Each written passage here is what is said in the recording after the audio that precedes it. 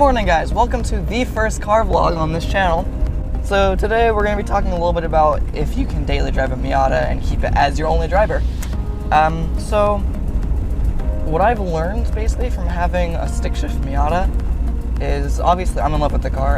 That's why I'm paying so much insurance for it, for, you know, being a 17-year-old driver with a convertible sports car. Oh, there's a person there. Hello. But one of the reasons I love this car is obviously it being manual.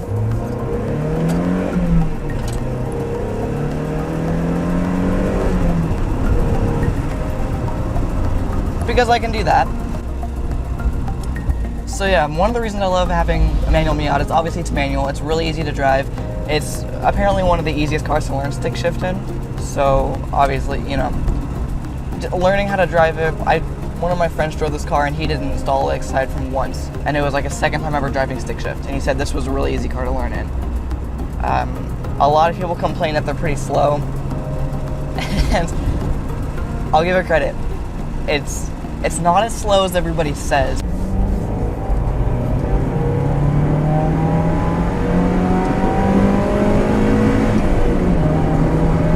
I don't know, maybe this is because I have the 1.8, but it doesn't feel as slow as everybody says. I've never really had an issue with it, but it's not fast.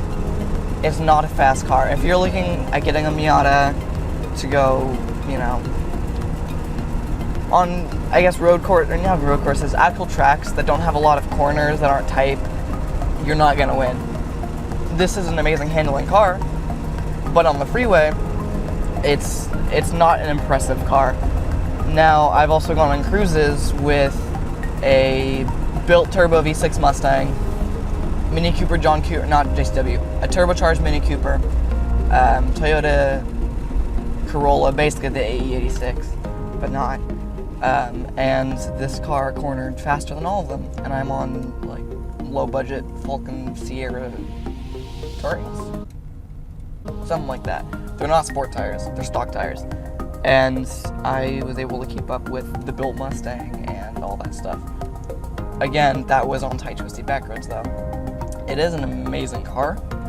It's just not a fast one. There's been a lot of times, I think like a stock, pretty much any car can beat me.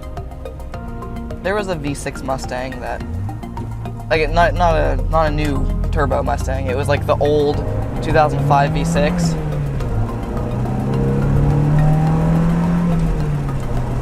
Oh, I have a lot less gas than I thought. Oh, one thing I will say is kind of a downfall of this car, there's no space. I went to go return a couple laptops I was reviewing, and they couldn't even fit in the trunk. I went camping in this car once, that was an interesting experience.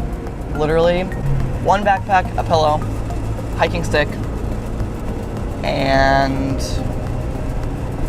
that was pretty much all that could fit in here. So there's not much space in the car, obviously. It's a two-seater convertible. I don't have a hard top, I have the soft top only. So you probably hear a lot of ambient noise right now, actually. That's gonna suck. There's been some times, you'll be glad to have two-seater. If you're friends with people, if you're like me, and you're friends with people that you're not always sure you want to be friends with, you'll be glad that you can say, I don't have the room to pick you up. I don't have room in my car. That's a really nice excuse sometimes. And, you know, if, say, you're picking up your boyfriend, girlfriend, whatever, best friend, and somebody you hate is like, hey, can I get a ride with you guys? You can say no. You won't fit. And it's even better because if they're one of those people that's like, come on, dude, I'll just ride in the back. You don't have any room. There's no room in the back of this car.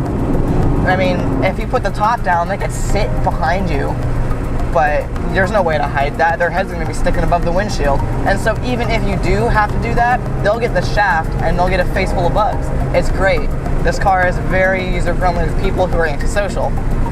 I don't have any mods done to it. It's a stock car. I mean, I've done aesthetic mods, so I have like license plate remount. I have the original, I think they came on the Unos, where they're the stripes down the side on the bottom of the door in the same Mazda. There's a couple different versions of them. I think they might have come on the US MX-5, I'm not sure. I've seen them on the Mazda Unos Roadster, which is Japan's version of the Miata. I've seen a lot of those. I have blacked out wheels, but they're the stock rims. I just have a matte black. And really, I haven't done anything else to the car. So, interior is stock. I like it. Same shift knob. Radio is original. That kind of sucks. This actually doesn't have an aux cord. I'm having to live with a cassette player with an aux adapter, but it doesn't always work, and so when your volume is quiet, you actually have to pull the aux cord out to get the wires to set. It's a hassle. Oh my god, this guy's slow.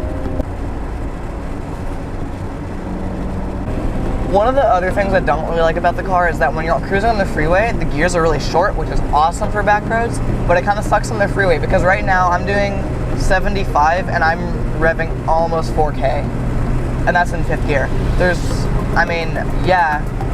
I could drop down to 3rd right now, which is nice. The gears are short enough to where I have a lot of gear selection when I'm going, whatever speed.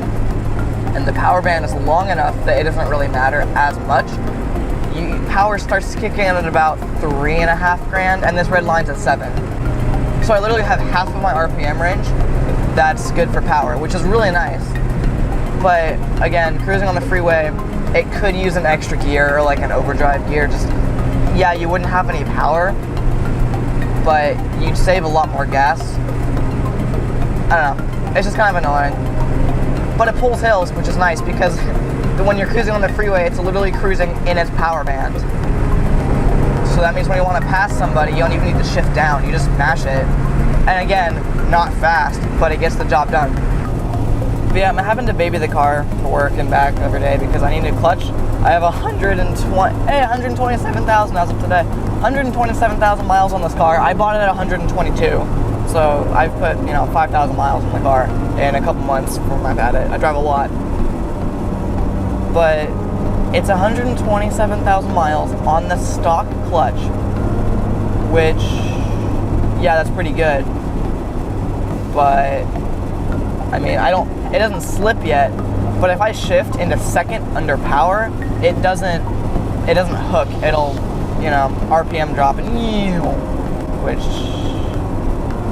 I think I got the car, when I started to go out, so it still holds in all the gears fine, but I have a new clutch sitting at home.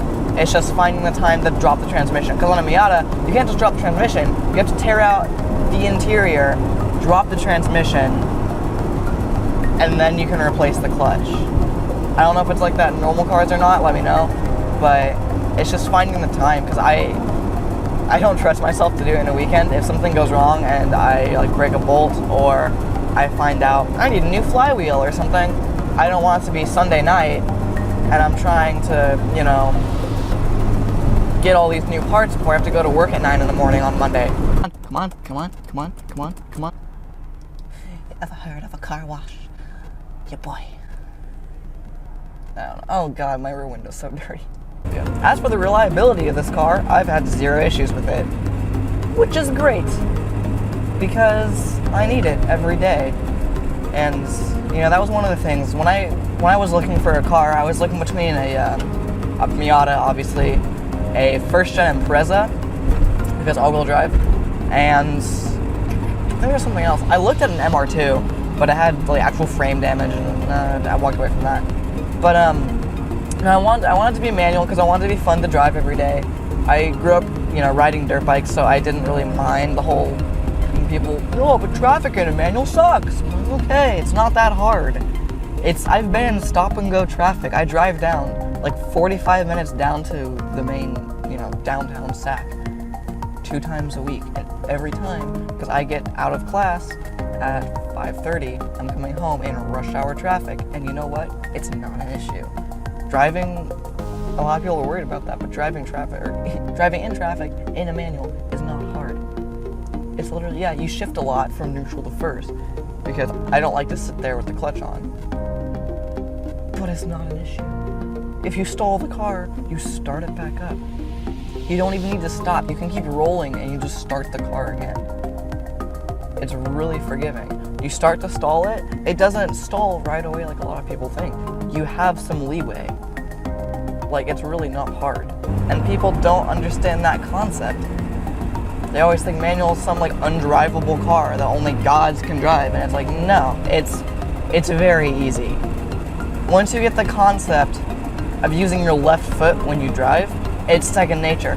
I go to drive automatics now, and it takes me a second to figure it out, because I'll go to shift and I'll literally try to press the clutch pedal, and I'm like, never mind, that's the brake. And I can't, it takes me a second to readjust to driving a manual, or to driving an auto per se. And so, you know, I'll pull up to a stoplight and I'll try and pull it back into neutral, and it's weird. And yeah, there have been some pains with having a manual, like freeway on-ramps that have the meters on when you have to stop and go and stop and go. But again, it's not an issue. It's just little minor annoying things. But it still more than makes up, that's a policeman. It still more than makes up for it. Just because it's an enjoyable driving experience. You're not ever left like lacking like I was with an automatic, at least. It's always fun. You don't have to have a fast car. I have a 1.8 liter engine and I love it. I mean, would I like to turbo this? Yes. Will I? No, because it's my daily. I want to keep it really reliable. But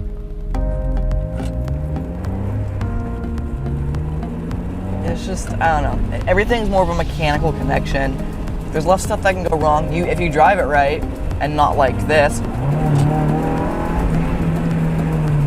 you can get better mileage out of a manual.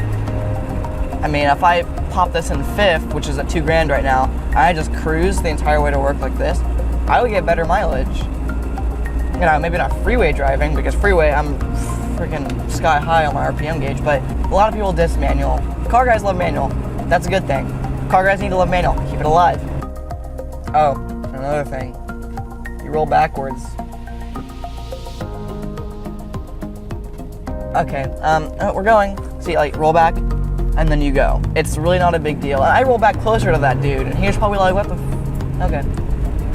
But no, it's not a big deal. Once you learn, like, where your clutch grabs and everything, it's really easy to kind of mitigate that effect.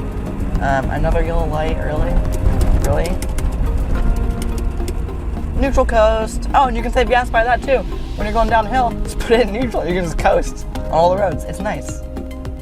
And then getting back into gear, you're 100% gonna slam it into the wrong gear. Or be like me, when you're trying to get off of the stoplight and you shift, and you pull it like into the notch between second and fourth, which are down here. And so when you shift, you hit the notch and it bounces back into neutral, and you just rev your car. It's not pleasant. Oh, Miatas are low. So you will scrape it. If you have a splitter, or if you don't have a splitter, get the splitter. You're gonna scrape your car. All right, I'm gonna park right here in the van. All right, so I'm at work, and that concludes the vlog. So, yeah, see you guys. It's a Rayleigh's truck.